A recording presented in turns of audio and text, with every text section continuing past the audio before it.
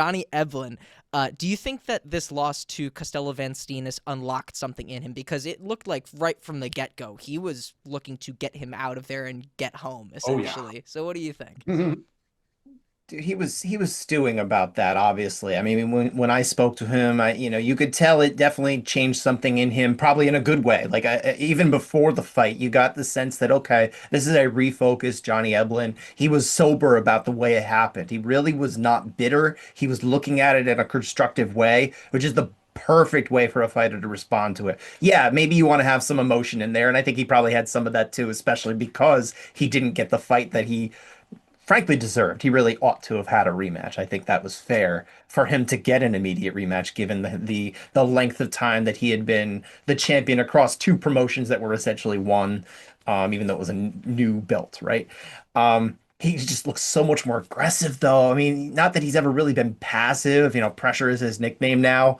He's had a few nicknames, but he clearly just very motivated differently. And I think this was really, yeah, absolutely something that unlocked maybe a next level of potential for him. I could see him rising not just to back to the title, to the PFL title, but I think I start to really see somebody who this is his first finish since he'd really first round finish, I should make clear. First round finish since he stepped up in competition back in Bellator 5 years ago. So now we're starting to see somebody who's able to go out there and finish you early. I don't know where Bayern Battle is in terms of the real pecking order at 185, but like he looked good enough at 170. He has some skill against UFC level talent. I think there's some way that translate here. So he looked fantastic, and frankly, I would love to see what he can do one day in the UFC whenever he decides that's a thing that he wants to pursue, and the UFC agrees. Yeah, absolutely. Eric, what do you think? Did this unlock something in Johnny Eblen that lost to Costello? It's funny because you listen to Dustin Poirier, maybe like 2 or 3 weeks ago, talk on the Joe Rogan podcast in an interview. He's like, Johnny Eblen right now is a top five UFC middleweight, like for sure. And like, and when I was listening to that, I was like, huh, that's interesting. Like, UFC middleweight, pretty strong. This past weekend, he looked like he could be, top two, top three. I will say Brian Battle looked really out of shape. I don't know if you guys saw his belly. He was jiggling around quite a bit. I don't know exactly what his deal is right now, but He yeah, beat just the wanted to scale point though. Give him that. he did meet the scale. That is, I guess, a step in the right direction. It's the fight before the fight. Oh, He won that.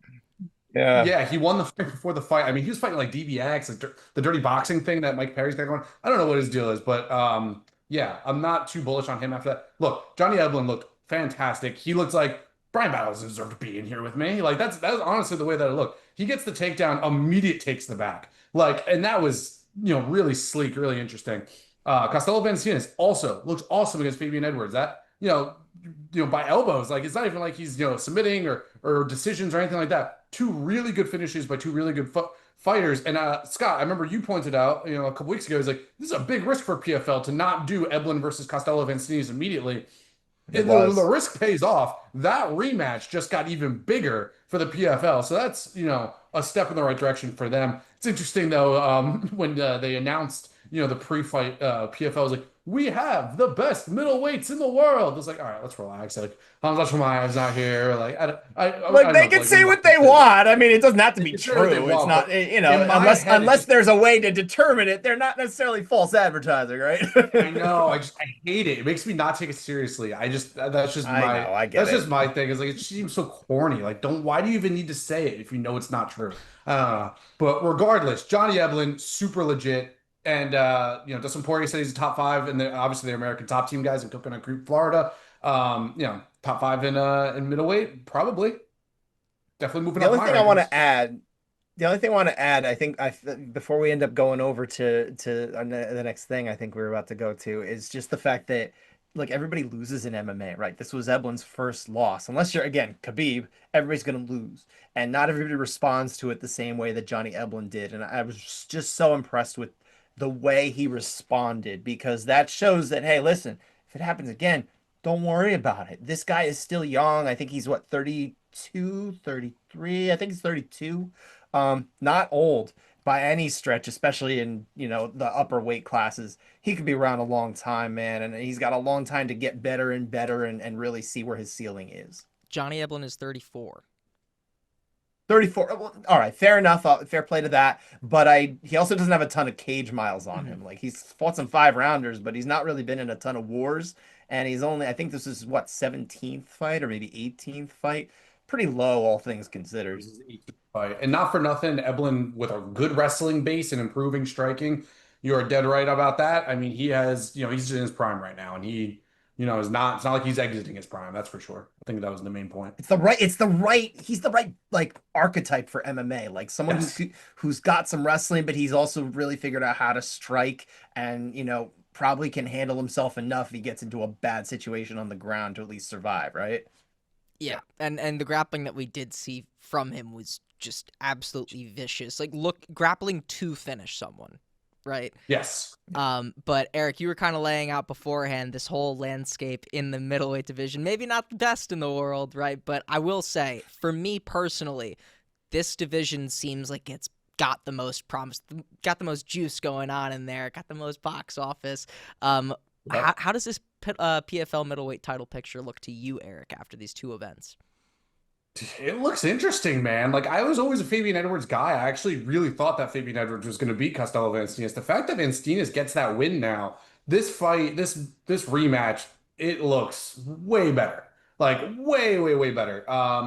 And you just go down the rankings. I mean, it's really not even like that bad. Like Impa Kasaganai, dude. Like Impa Kasaganai was like in the UFC and like kind of middling. I think he's like really improved a lot and has some serious power. Also a bona fide finisher as well.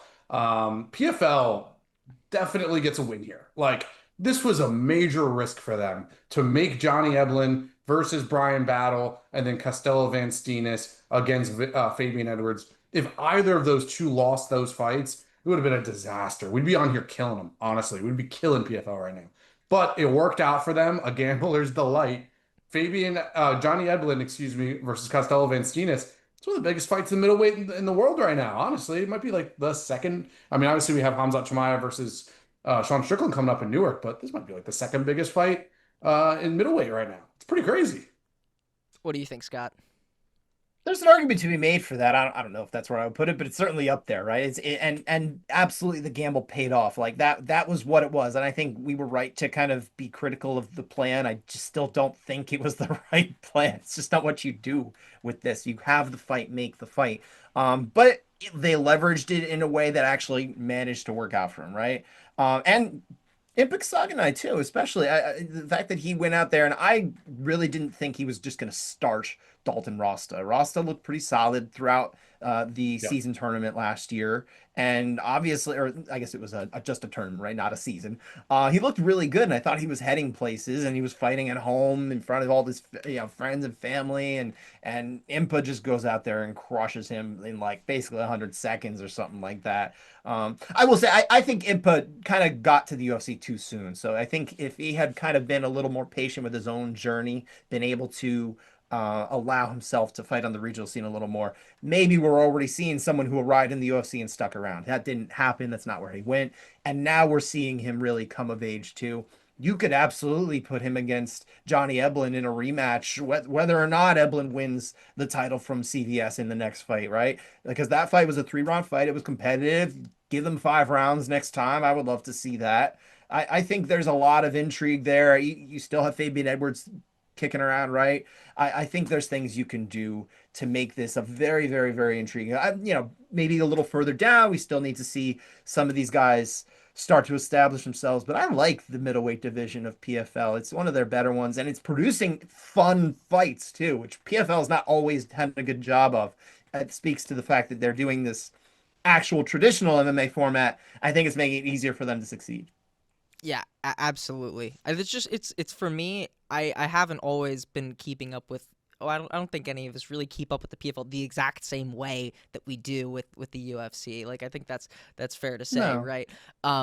This middleweight division, it makes me want to pay attention. Like I really want Yeah. to see what's going on next with this division. So I think at the minimum, that's what PFL needs is people wanting to pay attention. I think yeah. that's really it. That's like their goal. Pay attention. And this Mhm. is worth paying attention.